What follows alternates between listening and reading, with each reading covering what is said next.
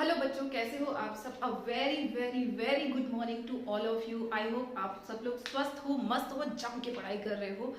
तो आज हम बात करेंगे क्वाड्रेटिक इक्वेशन की वर्ड प्रॉब्लम्स के बारे में। इक्वेशन कैसे बनानी है, उसको सॉल्व कैसे करना है, ट्रिक्स कौन कौन सी लेनी है, इन सब की बात हम करेंगे। एंड ट्रस्ट मी, अगर ये वीडियो आपने लास्ट तक देखा तो चाहे वो स्पीड एंड डिस्टेंस का हो, मीन्स ट्रेन वाले क्वेश्चन हो, एरोप्लेन से रिलेटेड हो, टैप मतलब कि दो टैप के बीच में दे दिया जाता है, इस टाइप के क्वेश्चन हो, या फिर आपके बोट एंड स्ट्रीम के हो, एनी टाइप ऑफ क्वेश्चन आप फटाफट से कर लोगे, क्योंकि इस वीडियो में मैंने हर टाइप के क्वेश्चन को लिया हुआ है, एक पैटर्न बनाया है, जिस पैटर्न से आप आराम से समझोगे और आराम से कर लोगे। तो चलो करते हैं आज का वीडियो शुरू। और मेरा नाम है रिचा अग्निहोत्री, बने रहिए मेरे साथ। मेरे चैनल का नाम है मैथ्स पायरेट। तो आज का पहला क्वेश्चन है बच्चों कि हमारे पास एक ट्राइंगल है एंड द ट्राइंगल कुछ इस तरीके से मैं पढ़ के बता देती हूँ आपको। The altitude of triangle is 7 centimetre less than it's base. देखो बच्चों, वर्ड प्रॉब्लम सॉल्व करनी है तो हमें सबसे पहला काम क्या करना है। बच्चे क्या करते हैं कि पूरे क्वेश्चन को फटाफट फटाफट पढ़ते हैं और फिर सोचते हैं अब इसमें इक्वेशन कैसे बनाए। अगर आपको इक्वेशन सही ढंग से बनानी है तो क्या करना है, एक लाइन को पढ़ना है, उससे आपको जो कंक्लूजन मिला उसको पहले कहीं पे लिख लो या बना लो। जैसे कि इस क्वेश्चन को पढ़ने के बाद मुझे समझ में आया कि एक राइट एंगल ट्राइंगल है, इसका एल्टीट्यूड जो है 7 सेंटीमीटर लेस है बेस से। ठीक है, तो पहला काम मैं यही कर लेती हूँ कि बाकी बाद में पढ़ेंगे। पहला काम हम क्या कर लेंगे कि इस तरीके से एक राइट एंगल ट्राइंगल ड्रॉ कर लेंगे। ठीक है, एक राइट एंगल ट्राइंगल ड्रॉ कर लिया। अब इसने कहा है कि इसका एल्टीट्यूड, भाई एल्टीट्यूड क्या होता है, परपेंडिकुलर। तो इसका जो एल्टीट्यूड है वो इसके बेस से कितना कम है, 7 सेंटीमीटर कम है। तो बेस से रिलेट क्या है, तो मैं इसके बेस को अज्यूम कर लेती हूँ x। तो इसका जो परपेंडिकुलर हो जाएगा वो हो जाएगा x माइनस 7। क्लियर है। अब पढ़ते हैं आगे।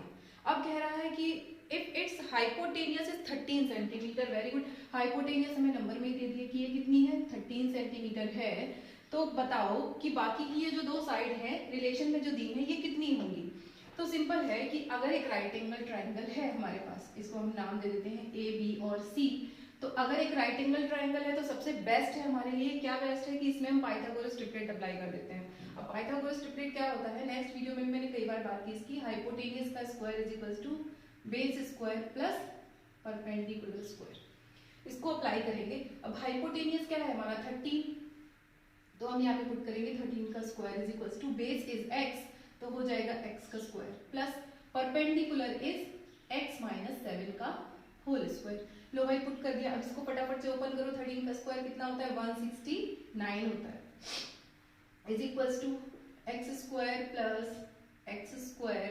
Plus 49 minus 40x। अब क्या करना है, इन सबको ट्रांसफर कर देना है और एक क्वाड्रेटिक इक्वेशन बना देनी है। तो हमारी क्वाड्रेटिक इक्वेशन बनेगी एक्स स्क्वायर हो जाएगा 2x² और माइनस का 14x। ठीक है, और प्लस का है 49। अगर हम इस 169 को ट्रांसफर करेंगे इस साइड में, 169 को उठा के इधर ही लेके आ जाएंगे, तो ये माइनस का हो जाएगा 169 इज इक्वल्स टू 0।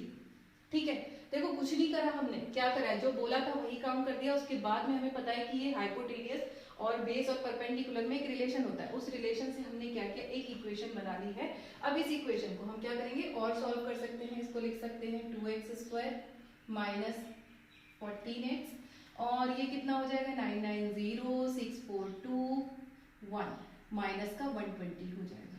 ठीक है, अब क्या करना है, इसको स्प्लिट कर लेना है। तो पहले हम क्या करते हैं, इसमें देखो 2 कॉमन मिल रहा है, थोड़ी सी सिंपल इक्वेशन हो जाएगी। 2 को कॉमन ले लेंगे, मिल जाएगा x² माइनस 7x माइनस 60। ठीक है, एंड इज इक्वल्स टू 0। तो इक्वेशन मिल गई हमारे पास इस टाइप की। ठीक है, अब देखो यहाँ पे हम क्या करेंगे, x² minus 7x minus 60 is equals to 0 बन गया। अब क्या करना है, हमको फैक्टर करने हैं कुछ ऐसे कि 60 के फैक्टर करो और माइनस करने पे क्या आ जाए, 7 आ जाए। तो हमको पता है कि 12 इंटू 5, 12 5 जो कितना होता है 60 होता है, और 12 में से माइनस करो 5 को तो कितना बचता है, 7 बचता है। तो ठीक है, हम यहाँ पे लिख देंगे, लिखेंगे x² माइनस 12x और प्लस के हो जाएंगे 5x। देखो माइनस साइन है तो गलती नहीं करना यहाँ पे, क्योंकि आप कुछ ऐसे लिखोगे 12 माइनस 5 ब्रैकेट में होगा और बाहर होगा x, और यहाँ पे है माइनस साइन। तो जब आप माइनस को अंदर लेके जाओगे तो मिलेगा माइनस का 12x और प्लस का 5x। ये गलती मत करना, बहुत बार बच्चे कर देते हैं, साइन सेम नहीं आएगा फिर कॉमन नहीं ले पाओगे। तो माइनस का 60 इज इक्वल्स टू 0। ठीक है, अब यहाँ पे क्लियर है, आपको कॉमन क्या मिला x, तो यहाँ पे बचेगा x माइनस 12, और यहाँ से कॉमन ले लेंगे प्लस का 5, तो यहाँ पे बचेगा x minus 12, a is equals to 0। तो दो फैक्टर हमको यहाँ से मिलेंगे x माइनस 12 और एक मिलेगा x plus 5 is equals to 0। Clearly है कि 1 बाई 1 जब हम इनको पुट करेंगे तो हमारी x की दो पॉसिबल वैल्यूज हैं, x इज इक्वल्स टू 12 या फिर x is equals to minus का 5, क्योंकि यहाँ पे प्लस का 5 है तो माइनस 5 आएगा। ठीक है ना, अब क्या है, हम इस माइनस 5 को तो नहीं ले सकते, डायमेंशन में है, ठीक है, लेंथ है ये, तो निगेटिव नहीं हो सकती। तो जब ये निगेटिव नहीं हो सकती तो हम क्या लेंगे, x को 12 ले लेंगे। देखो यहाँ पर अगर हम x 12 लेते हैं तो हमारा बेस कितना हो गया, बेस हो गया हमारा 12 सेंटीमीटर। ठीक है, अब बचता है हमारा एल्टीट्यूड, तो एल्टीट्यूड हो जाएगा हमारा 12 minus 7 is equals to 5 centimetre. और ये पाइथागोरस ट्रिपलेट से वेरीफाई भी हो रहा है कि 12 5 तो हाइपोटेनस हमारी 13 होती ही होती है। तो पहला क्वेश्चन आपका यहाँ पे हुआ फिनिश। अब वर्ड प्रॉब्लम से एक अच्छी बात होती है कि आपके पास सब कुछ दिया रहता है, आपको बस इक्वेशन ही बनानी रहती है। आई होप आपको समझ में आ गया होगा। अब देखते हैं अपना नेक्स्ट क्वेश्चन क्या है।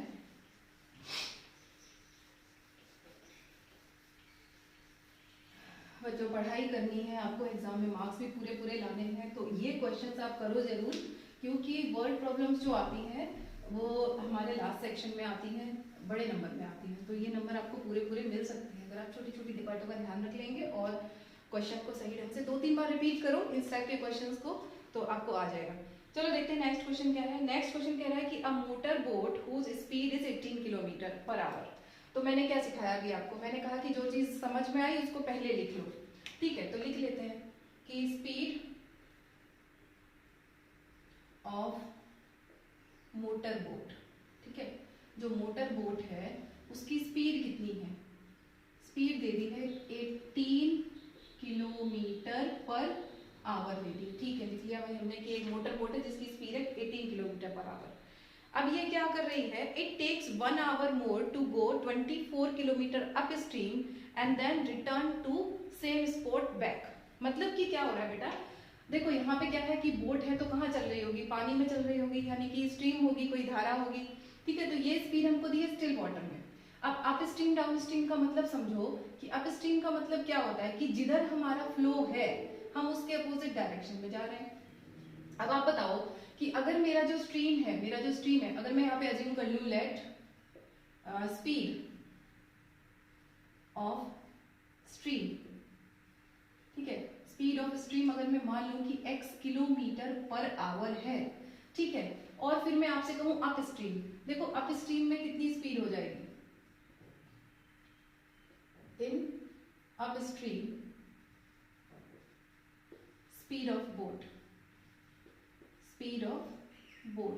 मतलब कि अप स्ट्रीम का मतलब है कि हमारा जो स्ट्रीम है उसकी डायरेक्शन इधर है ना, और हम नाव चला रहे हैं इधर, पंगा ले रहे हैं हम। ठीक है, तो हम क्या कर रहे हैं, हमको बड़ा शौक चढ़ा है कि भाई इधर जा रही है तो मजे मजे में इधर चलाएंगे अपनी नाव।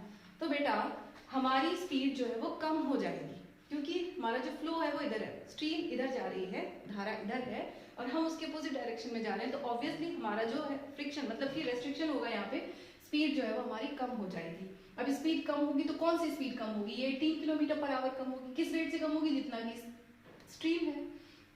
तो हम यहाँ पे लिख सकते हैं कि जो हमारी स्पीड होगी अप स्ट्रीम में होगी 18 minus x kilometre per our होगी। ठीक है, और डाउन स्ट्रीम का मतलब क्या है बच्चों, कि डाउन स्ट्रीम का मतलब है हमारी स्ट्रीम भी इधर ही है और हमारी जो बोट है उसी के डायरेक्शन में जा रही है। जब दोनों सेम डायरेक्शन में जा रहे हैं तो स्पीड हमारी बढ़ जाएगी, है ना। तो हम यहाँ पे लिख लेते हैं डाउन स्ट्रीम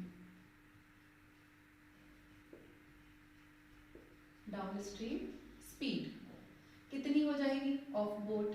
ठीक है, देखो मैं ये क्वेश्चन आपको बहुत एक्सप्लेन कर करके एक एक स्टेप बता रही हूँ, तो मिस नहीं करना। तो ये हो जाएगी 18 plus x kilometre per hour हो जाएगी। ठीक है, अब क्या हो रहा है, देखो क्या कह रहा है आपसे, वो कह रहा है कि ये जो बोट है ना हमारी 24 किलोमीटर तो गई अप स्ट्रीम और 24 किलोमीटर ही आई डाउन स्ट्रीम, मतलब 24 किलोमीटर अप स्ट्रीम और 24 किलोमीटर आई डाउन स्ट्रीम। तो डिस्टेंस कितना सेम ही है ना, 24 किलोमीटर गई और 24 किलोमीटर आई, लेकिन जाने आने में दोनों का क्या अलग अलग है, स्पीड अलग अलग है। अगर स्पीड अलग है तो दोनों को टाइम भी अलग अलग लगेगा, ठीक है। तो अगर हम माने कि अपस्ट्रीम टाइम है, अपस्ट्रीम टाइम कितना लगेगा, टाइम टेकन, भाई हमको पता है कि डिस्टेंस हमारा 24 किलोमीटर है, तो अपस्ट्रीम में टाइम कितना लगेगा, हमें पता है कि स्पीड इज इक्वल्स टू क्या होता है, distance upon time, then time is equals to distance upon speed हो जाएगा, ठीक है। तो डिस्टेंस कितना हमको जाना है 24 किलोमीटर, स्पीड कितनी है अपस्ट्रीम की 18 माइनस एक्स, ठीक। और फिर डाउन स्ट्रीम टाइम कितना लगेगा, डाउन स्ट्रीम टाइम टेकन, तो डाउन स्ट्रीम टाइम लगेगा सिंपल 24 किलोमीटर ही आना है, लेकिन स्पीड इसकी अलग है 18 प्लस एक्स। अब देखो ये क्या कह रहा है कि it takes 1 hour more to go upstream then downstream, मतलब अप स्ट्रीम जाने में 1 घंटा ज्यादा लगता है, भाई स्पीड कम है तो टाइम ज्यादा लगेगा ना, और डाउन स्ट्रीम आने में 1 घंटा कम लग रहा है। तो ये है हमारा अप स्ट्रीम का टाइम 24 अपॉन 18 माइनस एक्स, और ये है हमारा डाउन स्ट्रीम का टाइम, डाउन स्ट्रीम का टाइम कितना है 24 अपॉन 18 प्लस एक्स। टाइम इसको ज्यादा लग रहा है, ये अप स्ट्रीम का टाइम है, इसको टाइम ज्यादा लग रहा है, कितना 1 घंटा ज्यादा लग रहा है ना। मैं चाहती हूँ कि ये दोनों टाइम बराबर हो जाए, टाइम बराबर कैसे होंगे, अब ये 1 घंटा ज्यादा ले रहा है तो या तो इसमें से मैं -1 कर दूं या इस टाइम को +1 कर दूं, तो मैंने यहाँ पे क्या किया +1 कर दिया, और ये दोनों टाइम हो गए बराबर, है ना। समझ आई ये बात आपको, बहुत इजी है। पहले हमने निकाला कि स्पीड अप स्ट्रीम में कितनी होगी, डाउन स्ट्रीम में कितनी होगी, फिर हमने निकाली कि भाई अप स्ट्रीम में टाइम कितना लगेगा, तो हमें पता है कि डिस्टेंस अपॉन स्पीड होता है, डाउन स्ट्रीम में टाइम कितना लगेगा, वो भी डिस्टेंस अपॉन स्पीड से। अब दोनों टाइम को रिलेट कैसे कर रहा है कि जो भाई अप स्ट्रीम का टाइम है, अप स्ट्रीम का टाइम और डाउन स्ट्रीम के टाइम में गैप कितना है 1 आवर का, ये 1 घंटा ज्यादा ले रहा है, इसको 1 घंटा कम लग रहा है, तो मैंने इसको 1 घंटा दे दिया, ये दोनों टाइम हो जाएंगे बराबर, ठीक है, वो मैंने यहाँ पे कर दिया। अब क्या करना है, इसको ट्रांसफर करेंगे, तो 24 upon 18 minus x minus 24 upon 18 plus x is equals to 1। अब क्या कर सकते हो आप, यहाँ से 24 को मैं ले रही हूँ कॉमन, और ये फ्रैक्शन को सॉल्व कर लेते हैं, तो दोनों का एलसीएम कितना आ जाएगा, एलसीएम आ जाएगा 18 माइनस एक्स और आ जाएगा 18 प्लस एक्स, ठीक है। अब यहाँ पे आप सॉल्व करो तो आपको मिलेगा 18 प्लस एक्स माइनस 18 और ये हो जाएगा माइनस माइनस प्लस एक्स, ठीक है ना, क्लियर है। ये 18 माइनस एक्स हो जाएगा, माइनस माइनस हो जाएगा प्लस, और यहाँ पे हो जाएगा 1। तो हमारा देखो 18 से 18 कैंसिल आउट हो रहा है, और यहाँ पे क्या बच रहा है, x और x हो जाएगा 2x, तो ये बच जाएगा 24 इंटू 2x, और ये पूरा इधर ट्रांसफर कर देंगे, तो ये a square minus B square, मतलब ये इस तरीके से हो जाएगा 18 माइनस एक्स और 18 प्लस एक्स, ठीक है। इसको जब आप सॉल्व करोगे तो 24 into 2x is equals to, ये बन जाएगा आपका a square minus B square, मतलब कि इसको हम ऐसे लिख सकते हैं 18 का स्क्वायर माइनस x का स्क्वायर, तो 18 का स्क्वायर कितना होता है 324 माइनस एक्स स्क्वायर। अब यहाँ से आपकी इक्वेशन बन गई। अब इस इक्वेशन को आपको क्या करना है, सॉल्व करना है। पहले सारे टर्म्स को एक तरफ ले लेते हैं, तो हम ये वाले टर्म्स को इधर लेके आ रहे हैं, मतलब इक्वेशन बनेगी एक्स स्क्वायर माइनस 24 टू जा 48x और माइनस का हो जाएगा 324 इज इक्वल्स टू 0। तो ये आपकी इक्वेशन यहाँ पे बन गई, x square minus 48x minus 324 is equals to 0। अब देखो माइनस करने पे आना चाहिए 48, है ना, माइनस करने पे आना चाहिए 48 और मल्टीप्लाई करने पे आना चाहिए 324। तो अब आप इसको स्प्लिट करके कर लो, या तो फिर आप इसको डिस्क्रिमिनेशन से निकाल दो, जैसे आपकी इच्छा हो वैसे आप इसको सॉल्व कर लो। सॉल्व करके मुझे बताना कि इसका आंसर क्या आया। आई होप आपने इसको ये नोट किया होगा, नहीं नोट किया है तो इसको कहीं पे स्क्रीनशॉट ले लो, या आप इस वीडियो को दोबारा भी देख सकते हैं, जब आपका मन करे क्वेश्चंस करने का तब आप देख लेना। अभी इस इक्वेशन को अगर सॉल्व करना है तो कैसे करेंगे,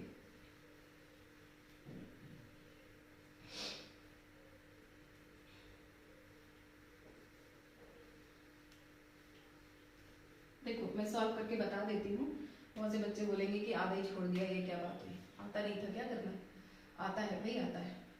देखो x² माइनस 48x माइनस का 324 है, तो बेटा 48 हमें कब मिलेगा, देखो 54 में से 6 को माइनस कर दो, बनेगा 54 में से 6 को माइनस करो तो 14 माइनस 6 बचेगा 8, यहाँ पे बचेगा 48 और मल्टीप्लाई करेंगे तो 6 4 24 2 ओके 32 बन गया।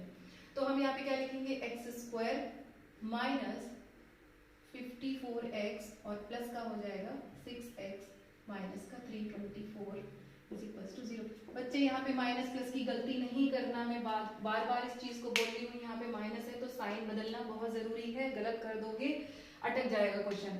तो यहाँ पे देखो अब कॉमन ले लो x, तो बचेगा x माइनस का 54, यहाँ से प्लस का 6 कॉमन ले लो तो बचेगा x माइनस का 54 इज इक्वल्स टू 0। तो क्लियर पता चल रहा है x माइनस 54 और x प्लस 6 ये दो फैक्टर हमारे आ जाएंगे। तो यहाँ से x की जो दो वैल्यूज आएंगी वो आएंगी 54 या फिर माइनस का 6। अब भाई स्पीड है माइनस में नहीं होगी हमारी, तो हम क्या ले लेंगे 54 को, 54 हमारा आंसर होगा। तो x इज इक्वल्स टू कितना हो जाएगा 54 किलोमीटर पर आवर। क्या पूछा था स्ट्रीम, तो स्ट्रीम जो है स्ट्रीम की स्पीड हो गई हमारी 54 किलोमीटर पर आवर। ठीक है, ये क्वेश्चन बहुत बार पूछे जाते हैं बच्चों, इसी सेम पैटर्न में पूछे जाते हैं, इसीलिए मैं आपको बार बार इन क्वेश्चंस को करने के लिए बार बार बोल रही हूँ। बोर्ड एग्जाम में अगर ये क्वेश्चंस आ गए तो आप पछताओगे, तो पछताने से बेटर है कि एक बार इन क्वेश्चंस को कर लो, समझ लो, एक बार नहीं दो बार नहीं, अपने हाथ से खुद करो, जब आपका आंसर आने लगे तब आप समझो। ठीक है, तो ये हमारा आ गया कि स्पीड कितनी है स्ट्रीम की। अब देखते हैं नेक्स्ट क्वेश्चन क्या है हमारा, क्वेश्चन नंबर 3। क्वेश्चन नंबर 3 क्या है, चलो हाँ देखते हैं। क्वेश्चन नंबर 3 है कि is it possible to design a mango grove. अब देखो मैंगो ग्रूव क्या होता है, आम का बाग होता है ना, मैंगो ग्रूव मतलब आम का बाग है। तो हमसे पूछ रहा है क्या ये पॉसिबल है कि एक हमें मैंगो ग्रूव बनाना है जिसकी length is twice its width. अब देखो मैंगो ग्रूव बनाना है तो रेक्टेंगुलर ही बनाएंगे ना, देखो इस तरीके का मैंगो ग्रूव मान लो हमको बनाना है, ठीक है, ये मैंगो ग्रूव है। अब क्या कह रहा है कि क्या ये पॉसिबल है कि जो इसकी लेंथ है वो इसकी विड्थ का ट्वाइस हो। तो भाई लेंथ को ट्वाइस बोला है विड्थ का, तो हम विड्थ को बोल लेते हैं x, तो लेंथ कितनी हो जाएगी 2x, अज्यूम कर लिया हमने, ठीक है। तो इसको लिख भी लेते हैं, क्या लिखेंगे, लिखेंगे let length is equals to x metre, ठीक है, और सॉरी लेंथ नहीं विड्थ, ठीक है, तो x, तो लेंथ कितनी हो जाएगी, लेंथ हो जाएगी 2x मीटर, ठीक है, बोला था लिख लिया। तो जो कहा है वो पहले लिख लो। अब आगे पढ़ते हैं क्या कह रहा है, and it's area is 800 metre square. भाई एरिया कितना है 800 मीटर स्क्वायर है, इसका जो एरिया है वो कितना है 800 मीटर स्क्वायर। क्या ये पॉसिबल है कि हम ऐसा एक ग्रुप बना सकते हैं, हाँ पॉसिबल है कि नहीं है वो तो हम चेक करके बताएंगे। तो एरिया क्या होता है, एरिया होता है L into B, length into width. तो एरिया हमको दे रखा है 800 इज इक्वल्स टू L है हमारा 2x इंटू x, यानी कि हो जाएगा 2x स्क्वायर, ठीक है, 2x स्क्वायर हो गया। तो क्लियरली यहाँ से x स्क्वायर क्या आ जाएगा 400 आ जाएगा, और x is equals two plus minus 20 आ जाएगा। ये प्लस माइनस मैंने क्यों लिखा है, इसका रीजन है कि जब कभी हम किसी नंबर का रूट निकालते हैं तो उसकी दो पॉसिबल वैल्यूज हो सकती है। देखो माइनस का 20 अगर हम स्क्वायर करेंगे तो वो भी 400 ही देगा हमको, और अगर हम प्लस का 20 का स्क्वायर करेंगे तो वो भी हमको 400 ही देगा। तो इसलिए मैं माइनस प्लस लिख देती हूँ, बट लेंथ निगेटिव नहीं हो सकती तो इस माइनस को हम छोड़ देंगे भी, है ना। तो हमारा जो x है वो कितना होगा 20 सेंटीमीटर होगा, तो लेंथ कितनी, मतलब लेंथ बन जाएगी इसका डबल, ये विड्थ होगी ना हमारी, ये होगी विड्थ, तो लेंथ कितनी हो जाएगी 2x यानी कि 40 सेंटीमीटर। तो पॉसिबल है, देखो वैल्यूज आ गई हमारी, कैलकुलेशन हो गई बड़े आराम से, तो पॉसिबल है कि हम ऐसा कर सकते हैं। यस, तो आप आंसर लिखोगे yes it is possible, it is possible. अब निकाल के बता दो वहां पे, ये नंबर बड़े में नहीं आएगा, मतलब एक दो नंबर में आ जाएगा, पूछ लेगा, तो इज इट पॉसिबल वाले भी पूछ लेते हैं आपको कि क्या करना है। तो इज इट पॉसिबल में आपको कुछ नहीं करना है, सॉल्व करके देखना है, अगर पॉसिबल वैल्यूज हैं, सॉल्यूशन हो रहा है तो आप यस इट इज पॉसिबल लिख सकते हो, ठीक है। अब देखो इसी में एक और क्वेश्चन पूछा गया था लास्ट टाइम। क्वेश्चन कुछ ऐसा था कि दो दोस्त हैं, there are two friends whose sum of age is 20, मतलब दो दोस्त हैं जिनकी एज का सम है 20, ठीक है। तो अब मान ली कि एक दोस्त है, दो दोस्त हैं, मतलब फ्रेंड नंबर 1 और इसकी एज हम मान लें अगर x है, ठीक है, और फ्रेंड नंबर 2 इसकी एज हम मान लें कितनी है, y है। तो वो क्या कह रहा है, इन दोनों की एज को जोड़े तो कितना आता है 20, तो x plus Y is equals to 20 लिख लिया हमने फर्स्ट। अब क्या कह रहा है, देखो अब कह रहा है कि इनकी जो एज का प्रोडक्ट है वो है 48। अब एज का प्रोडक्ट का मतलब क्या है, x into Y is equals to 48, ठीक है। अच्छा यहाँ से अगर मैं x की वैल्यू फाइंड आउट करूँ या y की वैल्यू फाइंड आउट कर लेती हूँ तो y इज इक्वल्स टू कितना होगा, 20 माइनस एक्स होगा, ठीक। अब ये 20 माइनस एक्स को अगर मैं यहाँ पुट करूँ तो x y की जगह लिखूंगी 20 minus x is equals to 48। तो इक्वेशन बनेगी हमारी 20x minus x square is equals to 48, है ना। इन दोनों को उठा के उधर ले जाओ। अब आप सोचते होगे कि आप ऐसा क्यों करते हो, कभी इधर से इधर ले आते हो, कभी उधर से उधर ले आते हो, एक पैटर्न नहीं है क्या, है बेटा एक पैटर्न है, लेकिन क्या है देखो, अगर इसको इधर लाएंगे तो एक्स स्क्वायर हमारा नेगेटिव होगा। क्वाड्रेटिक इक्वेशन का पहला टर्म होता है एक्स स्क्वायर का टर्म, है ना। क्वाड्रेटिक इक्वेशन होती है ax square plus bx plus c। अब इसको अगर हम निगेटिव बनाएंगे तो फिर माइनस कॉमन लेंगे, फिर जीरो बनाएंगे, मतलब फर्स्ट टर्म हमारा निगेटिव अच्छा नहीं लगता, थोड़ा सा दिक्कत है। तो मैं क्या करती हूँ, जहां पे मुझे एक्स स्क्वायर निगेटिव दिखता है मैं उसको ही ट्रांसफर कर देती हूँ, पॉजिटिव हो जाता है। तो इसको उधर ट्रांसफर कर देते हैं तो हमें मिलेगा एक्स स्क्वायर, ये 20 हो जाएगा माइनस का 20x और ये प्लस का 48 इज इक्वल टू 0। देखो बच्चों, अगर हम यहाँ से डिस्क्रिमिनेशन से निकालें या स्प्लिट मेथड करें तो 48 के कोई भी ऐसे फैक्टर नहीं बनेंगे कि 48 का फैक्टर या 48 के फैक्टर कर लो, कितने आ जाएंगे, 2 इंटू 2 इंटू 2 इंटू 2 इंटू 3, ठीक है। हाँ ये बन जाएंगे 16 या 48। अब 48 के हम किसी भी तरीके से फैक्टर बना लें, प्लस करने पे 20 तो हमको नहीं मिलने वाला, देखो 8 करेंगे तो 6 रह जाएगा, तो 8 प्लस 6 होता है 40। अगर हम इसको भी डालें 16 कर लें तो 16 प्लस 3 होता है 19, मतलब हमको 20 नहीं मिलेगा। अब जब 20 नहीं मिल रहा है मतलब इसके फैक्टर पॉसिबल नहीं है, पॉसिबल है अगर हम इमेजिनरी उसमें चले जाएं, वो आपको क्लास 11th में मिलेगा, अभी 10th में नहीं है आपके सिलेबस में। तो इसका सॉल्यूशन पॉसिबल नहीं है, तो आप लिखोगे इट इज नॉट पॉसिबल कि इस तरीके के कोई दो दोस्त हो जिनकी एज हो, जिनकी एज का सम करें तो 20 आए और प्रोडक्ट करें तो 48 आए। No it is not possible, it's not possible, ठीक है, बिकॉज इसका सॉल्यूशन नहीं हो रहा है। आप लिख सकते हो वहां पे। तो ये क्वेश्चन पूछा जा सकता है, कई तरीके से इसको पूछ लेते हैं, स्क्वायर के टर्म्स में भी पूछ लेंगे, एज रिलेटेड या फैक्टर रिलेटेड आपको दे देंगे। सॉल्यूशन करके देखो, सॉल्यूशन होता है तो पॉसिबल है, नहीं होता तो नहीं पॉसिबल है, ठीक है। अभी देखते हैं, तो ये हमारे छोटी छोटी ब्रेक थे, यहाँ पे एक टिप थी आपके लिए, इसको फॉलो कर सकते हो। हाँ अब देखो बच्चों, नेक्स्ट क्वेश्चन जो है, ये क्वेश्चन मुझसे कई बार बच्चों ने पूछा है, मैं पढ़ाती हूँ, कोचिंग पढ़ाती हूँ, तब भी बच्चे कई बार पूछते हैं आंटी एक बार और बताओ ना। मैम एक बार प्लीज रिपीट कर दो ना इस क्वेश्चन को। क्वेश्चन बहुत सिंपल है लेकिन आप थोड़ा सा उसको कंफ्यूज, मतलब उसको पढ़ के ना कंफ्यूज हो जाते हो, 2 टैप हैं। आई थिंक आपको समझ में आ गया होगा मैं किसकी बात कर रही हूँ। चलो क्वेश्चन बता ही देती हूँ, ये आपकी एनसीईआरटी बुक का क्वेश्चन नंबर 4.3 एक्सरसाइज का क्वेश्चन नंबर 9 है। कौन सा है, एक्सरसाइज है 4.3 और क्वेश्चन नंबर है 9। आप चाहो तो वहां से उठा के देख लेना, क्योंकि मैं यहाँ पे क्वेश्चन नहीं लिख रही हूँ तो आप वहां से इस क्वेश्चन को देख सकते हो, अदरवाइज मैं अभी आपको बताऊंगी तो सब समझ में आ जाएगा, ठीक है। देखो क्वेश्चन क्या कह रहा है कि 2 water taps together fill the tank in 9 whole number 3/8। तो हमें क्या कहा है कि हमारे पास 2 टैप है, ठीक है, हमारे पास 2 टैप है, together taps fill the tank in time। दोनों जो मिलके एक टैंक है उसको भर रहे हैं, कितने टाइम में भर रहे हैं, 9 होल नंबर 3/8 आवर में भर रहे हैं।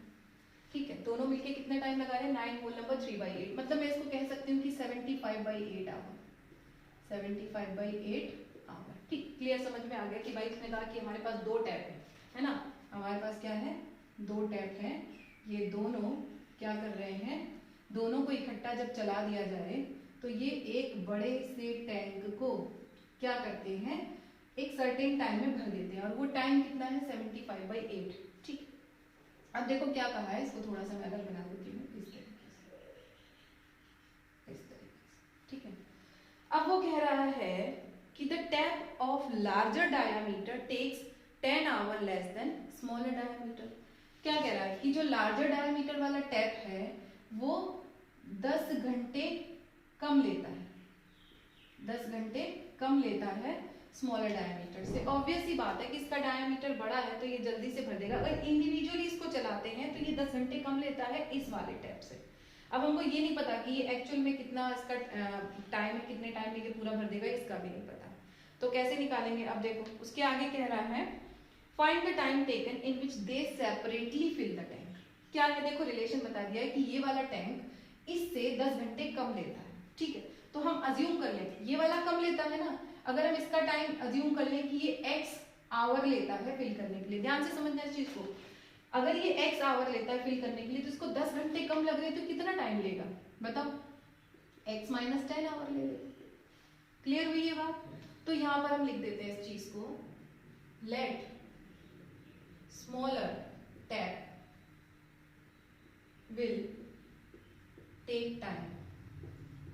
जो स्मॉलर टैप है वो टाइम कितना ले रहा है, x आवर ले रहा है। ठीक है, तो यहाँ पे मैं गैप छोड़ रही हूँ बेटा। एक और जो हमारा लार्जर डायमीटर है, लार्जर डायमीटर टैप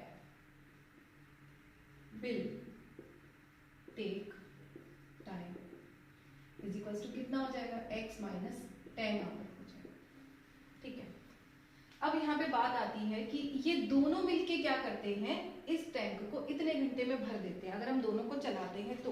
अब टाइम इसका निकालना है इंडिविजुअल, तो इंडिविजुअल हम कैसे निकालेंगे, अब देखो अगर मैं आपसे कहूँ, थोड़ी सी चीजें उसको समझ लेना, अगर मैं आपसे कहूँ कि आप एक काम को, एक कंप्लीट काम को कितने दिन में करते हो, 4 डेज में करते हो कॉन्टिन्यूस, अगर आप एक यूनिफॉर्म स्पीड से करते हो तो अगर आप एक काम को कंप्लीट करते हो एक दिन में, मतलब आप 4 दिन में, तो आपने एक दिन में कितना काम किया होगा, पूरे काम का 1/4 पोर्शन कर लिया होगा। एक दिन में आप 1/4 पोर्शन कर रहे हो, तभी तो आपने 4 दिन में कॉन्टिन्यूसली काम खत्म कर लिया। ठीक है, तो ऐसे ही मैं ये कहना चाहती हूँ कि अगर ये जो छोटे डायमीटर वाला टैप है वो x आवर लेता है पूरा टैंक भरने के लिए, इंडिविजुअल चलाएं तो पूरे टैंक को ये x आवर में भर देता है, मतलब कि ये 1 घंटे में पोर्शन कितना फिल करेगा, portion of tank filled in 1 hour कितना होगा, 1/x होगा। ऐसे ही इसका भी निकाल सकते हैं, portion of tank filled in 1 hour कितना होगा, 1/x माइनस 10 होगा। ठीक है, कितना पोर्शन। तो अगर ये जो टैंक है दोनों मिलके 17/8 आवर में भर रहे हैं, तो इसका भी मैं अगर निकालूं, दोनों मिलकर एक घंटे में कितना भरेंगे, portion filled in 1 hour, portion filled in 1 hour, तो ये भी कितना भरेगा, इसका अपॉन करेंगे 1/75/8, तो मतलब ये कितना पोर्शन फिल करेगा, 8/75 पोर्शन फिल कर देगा। ठीक है, दोनों मिलकर पोर्शन कितना फिल कर रहे हैं, 8/75। ठीक है, देखो 1 घंटे में ये इतना पोर्शन फिल कर रहा है, 1 घंटे में ये इतना पोर्शन फिल कर रहा है, इन दोनों को मिला दे तो ये दोनों मिलकर इतना पोर्शन फिल कर रहे हैं। ठीक है, यही तो कह रहा है हमारा क्वेश्चन। तो अब हम इसको लिख देते हैं कि ये दोनों को जब हम पोर्शन को मिला दें तो ये पोर्शन आना चाहिए, मतलब हम लिख सकते हैं यहाँ पे कि 1/x प्लस 1/x माइनस 10, ये दोनों मिलकर जो पोर्शन फिल करते हैं वो कितना है, 8/75। देखो क्लियर है, छोटी सी चीज है, छोटी सी चीज यहाँ पे हमें ध्यान में ये रखनी है कि अगर दोनों मिलके एक टैंक को 75/8 आवर में भर देते हैं तो दोनों मिलके एक टैंक, उसी टैंक को 1 घंटे में कितना भरेंगे, 8/75 भरेंगे। ये स्टार्टिंग में मुझे बताना था पर मैंने जानबूझ के नहीं बताया, क्योंकि वहां पे बता दी तो आप समझ नहीं पाते कि क्यों निकाला। अब आपको समझ आ गया होगा। तो पहले हमने ये निकाला कि दोनों ने मिलकर 1 घंटे में 8/75 पोर्शन भरा है। फिर हमने ये समझा कि एक अकेला टैप जब हम ऑन करते हैं तो x आवर लेता है, तो वो अकेला टैंक 1 घंटे में कितना भर देगा, 1/x पोर्शन भर देगा टैंक का। फिर इसी तरीके से लार्जर डायमीटर कितना पोर्शन भरेगा, इतना पोर्शन भरेगा। रिलेशन हमको स्पीड उनके टाइम का दिया हुआ था। अब ये हम यहाँ से क्या करेंगे, अपनी एक इक्वेशन बनाएंगे।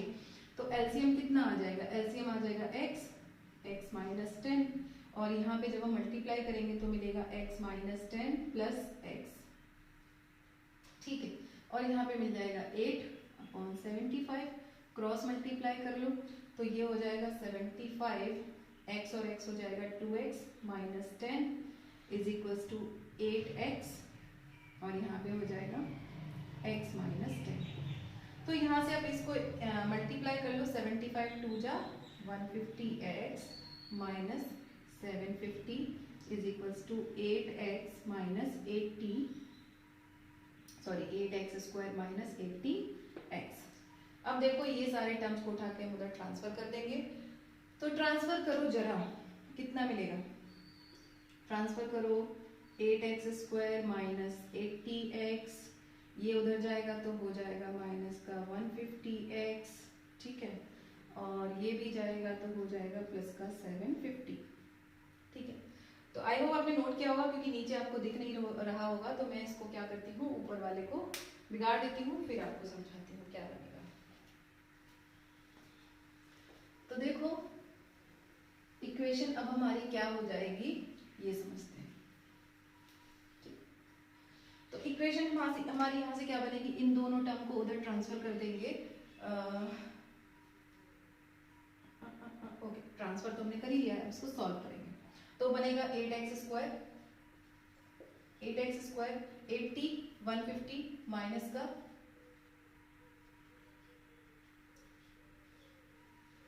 230,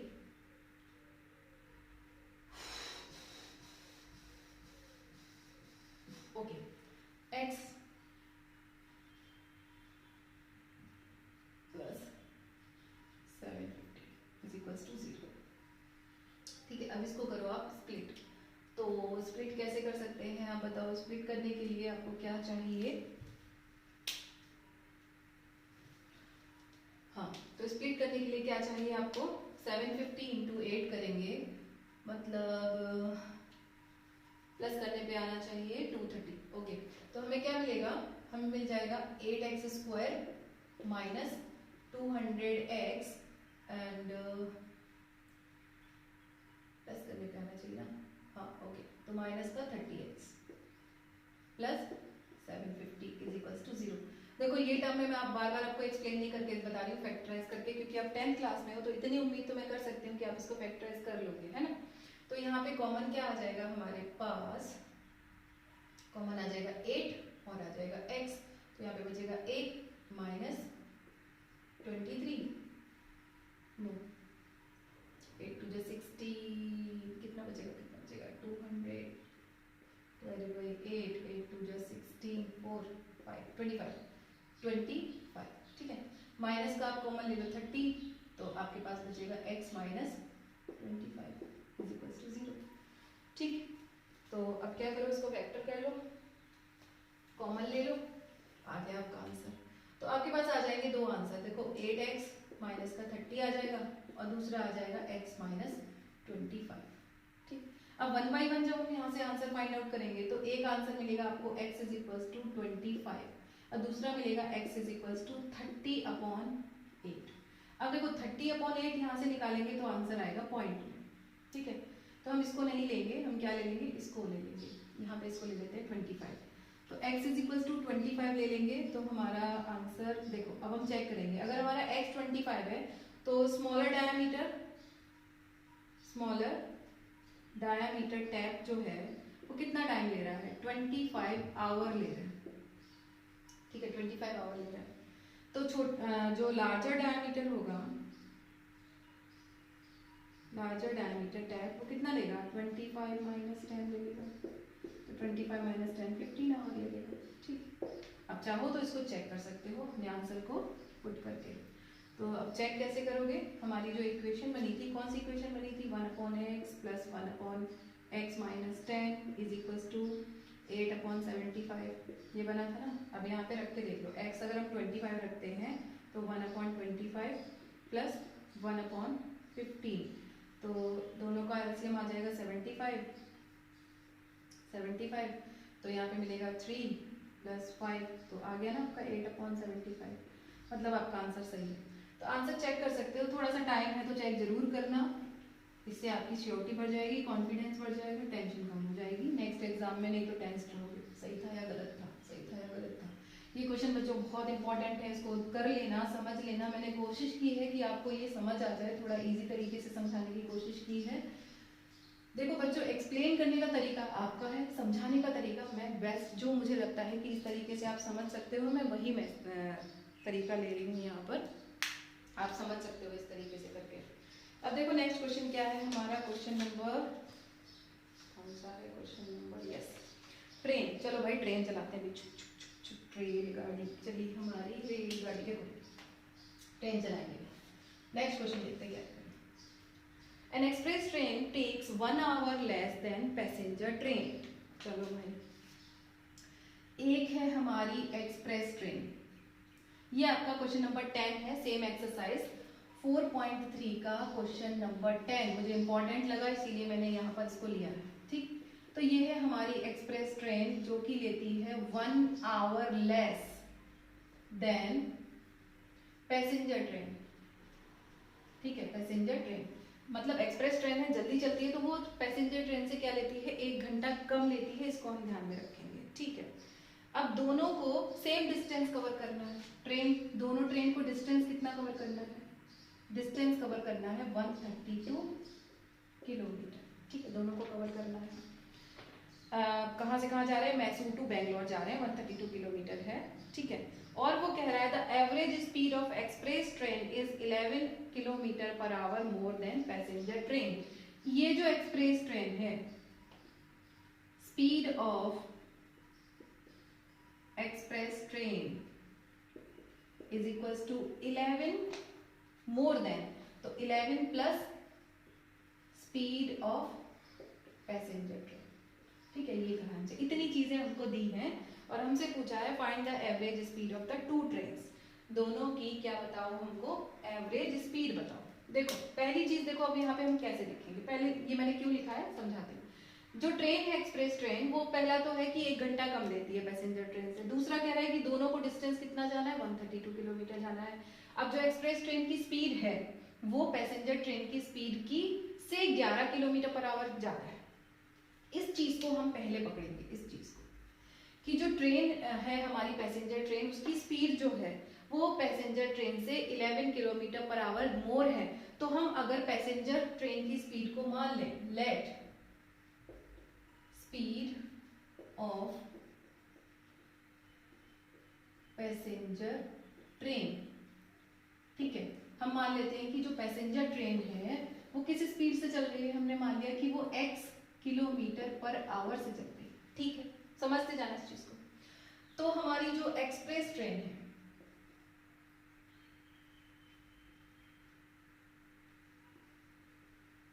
एक्सप्रेस ट्रेन स्पीड कितनी हो जाएगी, x plus 11 kilometre per hour हो जाएगी। भाई उसने यही तो कहा है, क्वेश्चन हमसे खुद ही कह रहा है कि पैसेंजर ट्रेन जिस स्पीड से चल रही है उतने से 11 किलोमीटर ज्यादा हमारी एक्सप्रेस ट्रेन चल रही है। ठीक है, अब दोनों को कितना डिस्टेंस जाना है, देखो इसको भी जाना है 132 किलोमीटर, ठीक है, और इसको भी जाना है 132 किलोमीटर। ठीक, अब यहां से पकड़ो, यहां से पकड़ो जरा, देखो इतना हो गया, हमने बना लिया।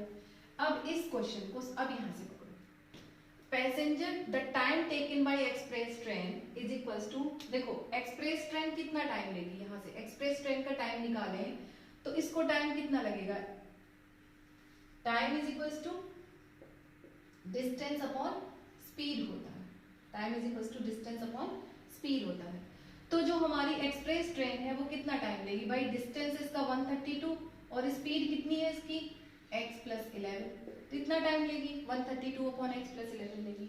अब जो पैसेंजर ट्रेन है वो कितना टाइम लेगी, डिस्टेंस उसको भी 132 जाना है लेकिन उसकी स्पीड है x, तो ये टाइम लेगी 132 बाई x। ठीक, समझ में आ गई ये बात। Time is equals to distance upon speed, दोनों का डिस्टेंस सेम है, तो पैसेंजर ट्रेन को टाइम कितना लगेगा, ये टाइम लगेगा पैसेंजर ट्रेन को, टाइम लगेगा पैसेंजर एक्सप्रेस ट्रेन को, और ये टाइम लगेगा पैसेंजर ट्रेन को। ठीक, अब देखो इन दोनों के टाइम में रिलेशन क्या दिया है।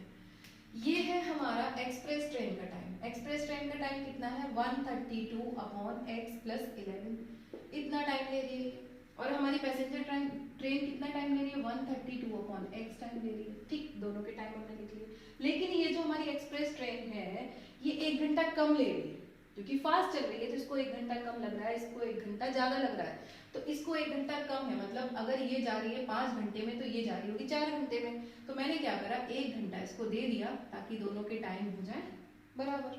ठीक है, देखो बहुत सिंपल है, इक्वेशन बनाना बहुत सिंपल है, बस उसको आराम से करो, ठंडे दिमाग से करो। अब क्या करना है भाई, 1 को इधर रखना है, इस पूरे को इधर ट्रांसफर कर दो, मतलब मैं इसको ऐसे लिख सकती हूँ 132 upon x minus 132 upon x plus 11 is equals to 1। फिर से क्या करना है, एलसीएम लेना है, सॉल्व करना है, तो मैंने क्या करना है 132 को बाहर ले लेना है और यहाँ पे इन दोनों का एलसीएम लेना है, तो x प्लस 11 आ जाएगा, तो यहाँ पे मिलेगा x plus 11 minus x and is equals to 1, तो ये x से x कट जाएगा, हमारे पास बचेगा 132 इंटू 11 और ये वाला पूरा टर्म 1 के साइड भेज देंगे तो x इंटू एक्स प्लस 11 हो जाएगा। अब इसको मल्टीप्लाई कर लो, 132 कितना मिलेगा 2541 1452 is equals to x square plus 11x। अब इसको उठा के उधर ट्रांसफर कर दो तो हमें मिल जाएगा x square plus 11x minus 1452 is equals to 0। अब हमें फिर से क्या करना है कि इसके ऐसे फैक्टर करने हैं कि माइनस करने पर 11 आ जाए। तो देखो 11 आने के लिए क्या है कि 132 को हम क्या लिख सकते हैं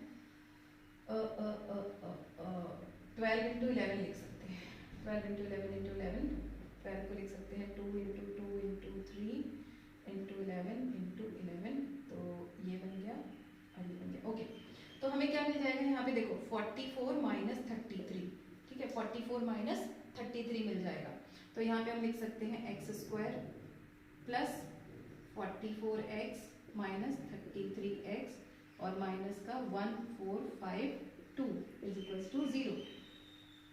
तो हमारे पास क्या होगा, यहाँ से अगर हम कॉमन ले लें x तो मिलेगा x प्लस 44 और माइनस का 33 कॉमन ले लें तो मिलेगा x plus 44 is equals to 0। तो दो फैक्टर आ गए हमारे यहाँ से, एक आ गया x प्लस 44 और दूसरा आ गया x माइनस 33। ठीक है, अब हम क्लियरली यहाँ से इज इक्वल्स टू 0 रखेंगे, तो x इज इक्वल्स टू हमारी दो पॉसिबल वैल्यूज हैं, माइनस का 44 या फिर x इज इक्वल्स टू 33। तो ये माइनस वाला तो हम नहीं ले सकते क्योंकि स्पीड है, ठीक है, तो हम लेंगे x is equals to 33 kilometre per hour. ठीक है, तो हमारी जो पैसेंजर ट्रेन है वो चल रही है 33 किलोमीटर पर आवर से, तो सिंपल है कि x प्लस 11 अगर हम निकालें एक्सप्रेस ट्रेन तो वो हो जाएगी 33 प्लस 11 यानी कि 44 किलोमीटर पर आवर से चल रही होगी। तो ये हो गया हमारा पैसेंजर ट्रेन और एक्सप्रेस ट्रेन का स्पीड एंड डिस्टेंस वाला क्वेश्चन। ये हो गई हमारी पैसेंजर ट्रेन और ये हो गई हमारी एक्सप्रेस ट्रेन की स्पीड।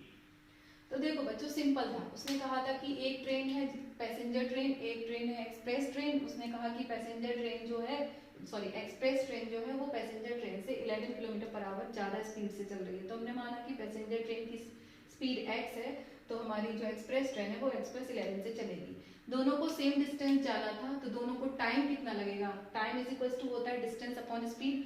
दोनों को जाना था 132 किलोमीटर डिस्टेंस, तो time is equals to distance upon speed, यानी कि हमारी पैसेंजर ट्रेन को टाइम लगेगा 132 बाई एक्स। और हमारी एक्सप्रेस ट्रेन को टाइम लगेगा 132 बाई एक्स प्लस 11। अब इन दोनों के टाइम के बीच में कुछ रिलेशन हमें दिया था। क्या दिया था कि जो हमारी पैसेंजर ट्रेन है उसको 1 घंटा ज़्यादा लग रहा है एक्सप्रेस ट्रेन से, या यूँ कहें कि एक्सप्रेस ट्रेन जो है वो 1 घंटा कम ले रही थी पैसेंजर ट्रेन से। तो हमने क्या करा, पैसेंजर ट्रेन को 1 घंटा दे दिया, 1 आवर ऐड कर दिया, तो दोनों के टाइम हो गए बराबर। और फिर हमने इक्वेशन अपनी बना के सॉल्व कर लिया। जो निगेटिव वैल्यू उसको कर देंगे डिस्कार्ड, पॉजिटिव वैल्यू से हम अपने आंसर को फाइंड आउट कर लेंगे। आप चाहो तो ये आंसर अपनी इक्वेशन में रख के देख सकते हो, आंसर आपका राइट आ जाएगा।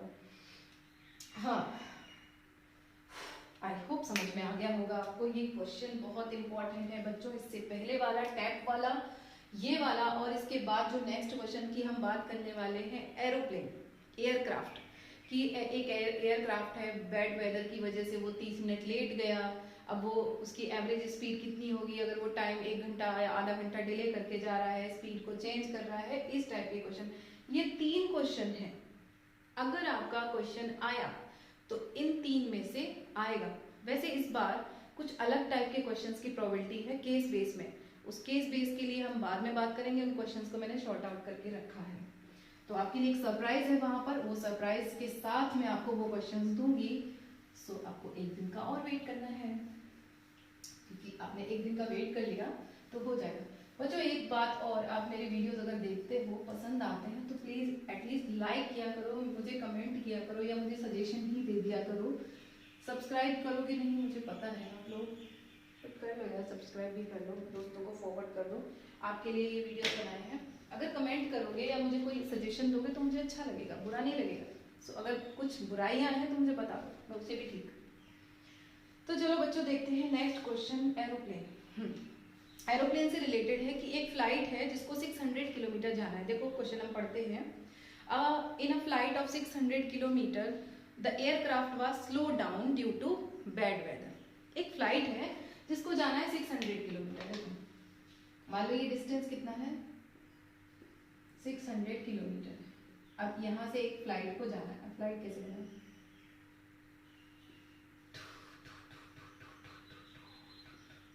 ये हमारी फ्लाइट जा रही है, ठीक है। अब ये उड़ो, ये हमारी फ्लाइट जा रही है, ठीक। इस फ्लाइट को जाना है, 600 किलोमीटर का डिस्टेंस कवर करना है, लेकिन मौसम हो गया खराब due to bad weather, the average speed was decrease. अब ये नॉर्मल स्पीड से जा रहा था, इसने क्या करा, खराब वेदर की वजह से अपनी स्पीड को स्लो डाउन कर लिया, ठीक है। स्लो डाउन करने के बाद इसको 30 मिनट ज़्यादा लग गए। अब कितना स्लो डाउन किया है, 200 किलोमीटर किया है, ठीक। तो क्वेश्चन एक बार फिर समझ लो कि एक एरोप्लेन है जिसको 600 किलोमीटर की फ्लाइट लेनी थी, लेकिन मौसम हो गया खराब due to bad weather, it decreases its speed by 200 kilometre. तो यहीं से हम समझ लेते हैं कि पहले जिस स्पीड से जाना था उस स्पीड से इसने क्या करा, 200 किलोमीटर की स्पीड कम कर ली है। तो हम मान लेते हैं let initial speed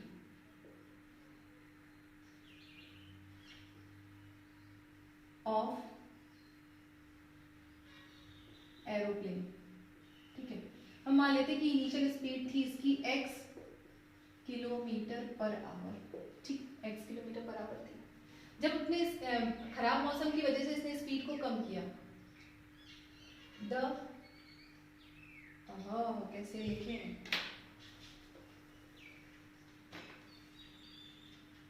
when speed decreased by 200 kilometre per hour, then new speed, तो नई स्पीड कितनी हो जाएगी, x minus 200 kilometre per hour हो जाएगी, ठीक है। समझ आई ये बात कि मान लो पहले एरोप्लेन को जाना था x किलोमीटर पर आवर से, अब इसने स्पीड कम कर ली 200 किलोमीटर पर आवर से, तो नई स्पीड इसकी हो जाएगी x minus 200 kilometre per our. लेकिन अब क्या कह रहा है कि जब इसने स्पीड कम कर ली तो इसको 30 मिनट मोर, मतलब ज्यादा टाइम लग रहा है, 30 मिनट मोर टाइम लग रहा है एज कंपेयर टू फर्स्ट। तो देखो टाइम को कंपेयर किया है तो हमें दोनों का टाइम निकालना पड़ेगा, है ना। अब फिर से हम टाइम को कैसे निकालेंगे, देखो 600 किलोमीटर का डिस्टेंस है तो इसको टाइम कितना लगेगा, टाइम टेकन कितना होगा इसका टाइम टेकन, डिस्टेंस है इसका 600 किलोमीटर और स्पीड है x, तो इतना लेगा, इतने घंटे लेगा, ठीक है। नाउ टाइम टेकन, अब टाइम कितना लेगा, अब टाइम लेगा सिंपल है, 600 किलोमीटर अभी भी जाना है, लेकिन अब स्पीड कम हो गई है, x माइनस 200 आवर लगेगा। ठीक, तो ये हो गए हमारे दो टाइम। नया टाइम ये था, पुराना ये हो गया। अब इन दोनों में रिलेशन क्या है कि ये वाला जो टाइम है 600 बाई एक्स पहले वाला टाइम है, और ये 600 अपॉन एक्स माइनस 200 ये पुराना वाला टाइम है। ये टाइम में ये क्या कर रहा है, आधा घंटा ज्यादा ले रहा है, मतलब 30 मिनट मोर। 30 मिनट मोर को मिनट में आवर में कन्वर्ट कर लेते तो 1/2 आवर आ जाएगा। ठीक है, 1/2 आवर आ जाएगा। ये कन्वर्ट करना नहीं भूलना, पता चला यहाँ पे रख रहे हो आवर में और यहाँ 30 मिनट रख रहे हो, फिर बोलोगे आंटी हमारा तो आंसर नहीं आया, मैम हमारा आंसर ही नहीं आया, क्या करें, आपने तो जैसे बोला था वैसे ही करके आए हैं। अरे भाई यहाँ पे आवर में कंप्लीट कर रहे हो, यहाँ पे आवर में नहीं करोगे तो गलत आएगा ना। तो हम क्या लिखेंगे, 30 मिनट को हम 1/2 आवर लिख सकते हैं।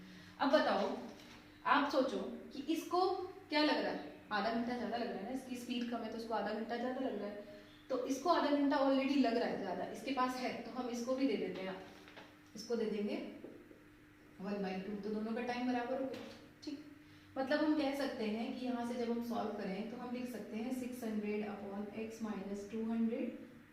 ठीक है, इसको उठा के उधर ले जाओ तो माइनस का 600 upon x is equals to 1/2। Clear है, तो यहाँ से हम 600 को कॉमन ले लेते हैं, और यहाँ पे जब सॉल्व करेंगे तो एलसीएम आ जाएगा x माइनस 200। ठीक है, तो यहाँ पे आएगा x माइनस एक्स प्लस 200 और दैट इज इक्वल्स टू 1/2। तो यहाँ पे मिल जाएगा 600, x से x कैंसिल आउट, इंटू आ जाएगा 200 और नीचे हो जाएगा एक्स स्क्वायर माइनस 200x। ठीक है, इज इक्वल्स टू 1/2। तो फिर से क्रॉस मल्टीप्लाई कर लेते हैं, तो क्रॉस मल्टीप्लाई करने के बाद कितना मिलेगा, देखो 6 2 जा 12, 12 2 जा 24, मतलब हमको मिलेगा 240000 4 0, और इधर क्या मिलेगा x square minus 200x। Clear है। अब इसको अगर हम इक्वेशन बन गई है तो इसको हम ऐसे लिख सकते हैं एक्स स्क्वायर माइनस 200x, और ये पूरा उधर जाएगा तो ये भी हो जाएगा माइनस का 24000 इक्वल टू 0। अब हमें करना है इसको स्प्लिट, तो स्प्लिट करने के लिए क्या है, मुझे तो यहाँ पे क्लियर दिख रहा है कि 6 4 जा 24 होता है। देखो 6 इंटू 4 24 होता है, 0 0 एडजस्ट हो जाएंगे, 6 माइनस 4 करो तो 2 आता है ना। तो हम यहाँ पे लिख सकते हैं एक्स स्क्वायर माइनस का 600x और प्लस का 400x माइनस का 240000 इक्वल टू 0। तो क्लियर है, आप यहाँ से x कॉमन लोगे तो मिलेगा x माइनस 600, और यहाँ से 400 कॉमन ले लोगे तो मिलेगा x माइनस 600 इक्वल टू 0। तो यहाँ से दो पॉसिबल वैल्यूज आ जाती हैं, x माइनस 600 और दूसरा आ जाएगा x प्लस 400, तो इज इक्वल्स टू 0। तो x इज इक्वल्स टू या तो हो सकता है हमारा माइनस का 400 या फिर हो सकता है 600। ठीक, या तो हो सकता है माइनस का 400 या हो सकता है 600।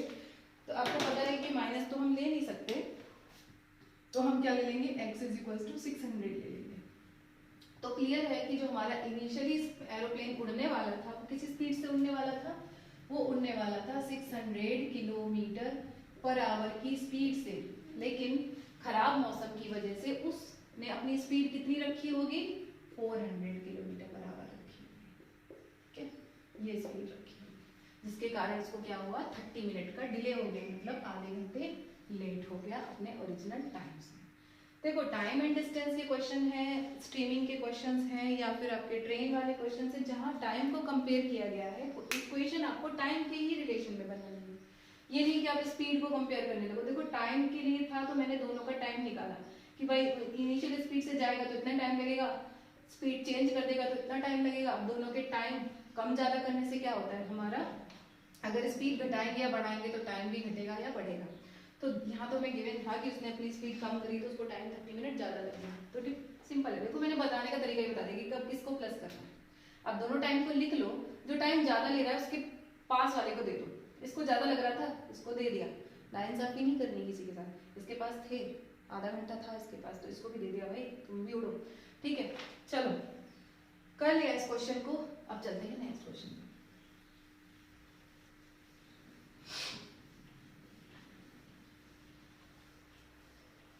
छोड़कर नहीं आना, ये क्वेश्चन करना जरूर, मुझे पूरी उम्मीद है कि ये क्वेश्चन आएगा। इसीलिए मैंने आपको लिया है। लीनियर इक्वेशन में भी कुछ ऐसे ही क्वेश्चंस हैं जो हम जिनकी हम बात करेंगे जब मैं लीनियर इक्वेशन की बात करूंगी तब। अभी देखो नेक्स्ट क्वेश्चन भी कुछ ऐसा ही है, ये आपके लिए होमवर्क है। होमवर्क इसलिए कि ये सेम क्वेश्चन है। वो क्या कह रहा है कि एक एरोप्लेन है 30 मिनट लेट जाता है, तो सिंपल है, टाइम डिफरेंस कितना है 30 मिनट का है, शेड्यूल टाइम से 30 मिनट लेट पहुंचता है, उसको डेस्टिनेशन कितना कवर करना है। डेस्टिनेशन अभी इसका जो डिस्टेंस है, वो जो डिस्टेंस कवर करने वाला है वो डिस्टेंस है उसका 1500 किलोमीटर, 1500 किलोमीटर की फ्लाइट उसको लेनी है। अब क्या हुआ कि उसने अपनी स्पीड को बढ़ा दिया, ओरिजिनल स्पीड से क्या करा उसने अपनी स्पीड को बढ़ा दिया। तो फिर हम मान लेते हैं कि लेट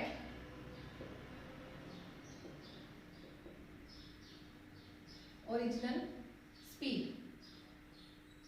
जो ओरिजिनल स्पीड है उसकी वो है x किलोमीटर पर आवर। तो जब ओरिजिनल स्पीड से चलेगा देन टाइम टेकन उसको कितना टाइम लगेगा, 1500 किलोमीटर जाना है और टाइम स्पीड है उसकी x, तो इतना टाइम लगेगा। ठीक है, now when speed is increased by 250, I think 250, हाँ 250 kilometre per hour, then new speed, तो उसकी नई स्पीड कितनी हो जाएगी, नई स्पीड जो हो जाएगी, स्पीड इज इक्वल्स टू कितनी हो जाएगी, x प्लस 250 हो जाएगी। ठीक है, x plus 250 kilometre per hour. तो अब उसको नाउ टाइम टेकन, तो अब उसको टाइम कितना लगेगा, अब टाइम लगेगा भाई 1500 ही जाना है, 1500 किलोमीटर जाना है और अब स्पीड बदल गई तो स्पीड हो जाएगी x प्लस 250। ठीक, क्या कह रहा है कि जब उसने स्पीड बढ़ा दी तो उसको आधा घंटा कम लग रहा है, इसको क्या लग रहा है 30 मिनट लेस, 30 मिनट लेस लग रहे हैं इसको। मतलब जब स्पीड बढ़ाई है ऑब्वियसली टाइम कम लगेगा। तो फिर से कंपेयर कर लो कि ये है हमारा, देखो ये 1500 बाई एक्स ओरिजिनल है और ये है 1500 अपॉन एक्स प्लस 250, ये हमारा बढ़ाने वाला टाइम है। तो इसको 30 मिनट कम लग रहे हैं ना, इसको मतलब 30 मिनट ज़्यादा ऑलरेडी इसके पास है तो इसको कम लग रहे हैं, तो भाई इसी को ही हमने ले लिया 1/2। ठीक, 1/2 मिनट को अगेन आवर में कन्वर्ट करना है। ठीक, तो यहाँ से इक्वेशन क्या बनेगी, 1500 upon x minus 1500 upon x plus 250 is equals to 1/2। Same procedure करेंगे, सेम इक्वेशन बनाएंगे और इसको सॉल्व करेंगे। तो मुझे कमेंट करके बताना कि इसका आंसर क्या है। इसका आंसर मुझे कमेंट करना जरूर, कर पाए कि नहीं कर पाए। तो ये मैंने यहीं पर छोड़ रही हूँ क्योंकि इससे पहले मैंने पूरा प्रोसीजर आपको बता दिया, इजी है, इसका भी आराम से आ जाएगा। आई थिंक इसका आना चाहिए 250, हाँ इसका आंसर आना चाहिए 250 kilometre per our, original speed आनी चाहिए। नो ओके, हाँ 250 किलोमीटर पर आवर शायद। अब करके देखना, मुझे बताना कि कितना आया, आंसर कंफर्म नहीं है। 250 नो 750 आना चाहिए इसका आंसर, 750 किलोमीटर पर आवर आना चाहिए क्योंकि 1000 और 250 का गैप बन जाएगा। तो आप करके देखना, नहीं आता तो मुझे बताना, आंसर भी मैंने यहाँ पे लिख दिया है। अभी देखो नेक्स्ट क्वेश्चन की तरफ चलते हैं। तो 2 क्वेश्चन हमने कर लिए हैं एरोप्लेन वाले, 2 एरोप्लेन उड़ा लिए, 2 ट्रेन चला ली और एक हमने कर लिया किसका, हाँ टैंक भी भर लिया भाई। टैब वाले क्वेश्चन भी कर लिए, टैब वाले क्वेश्चन गलत नहीं करना, टैब वाले में आता जरूर है। बच्चों अगेन अगर आपको वीडियोस पसंद आते हैं तो प्लीज़ मुझे कमेंट कर दिया करो, मुझे बहुत अच्छा लगता है देखकर, आपके कमेंट आपके लाइक्स देखकर थोड़ी सी खुशी मिल जाती है ना, मुझे भी खुश होने का, मुझे भी तो खुश होना चाहिए ना, इतना सारा वीडियो बना रही हूँ आपके लिए, निकाल के ला रही हूँ वीडियोस। अब देखो नेक्स्ट क्वेश्चन क्या है। नेक्स्ट क्वेश्चन कुछ ऐसा है कि if price of a book is reduced by 5 then we can buy 5 more books in 300 rupees. देखो क्या कह रहा है कि हमारे पास रुपए कितने हैं, रुपया, अरे रुपया नहीं रुपीज, चलो देखते हैं हमारे पास रुपीज है, हमारे पास 300, ठीक है, हमारे पास 300 रुपए हैं। अब हम गए दुकान पे तो दुकान वाले ने क्या कहा कि अगर मैं 5 रुपए कम कर दूंगा तो आपको 5 बुक्स और मिल जाएंगी। तो बताओ कि नॉर्मल प्राइस क्या था बुक का, क्वेश्चन ये है। तो हम मान लेते हैं लेट ओरिजिनल प्राइस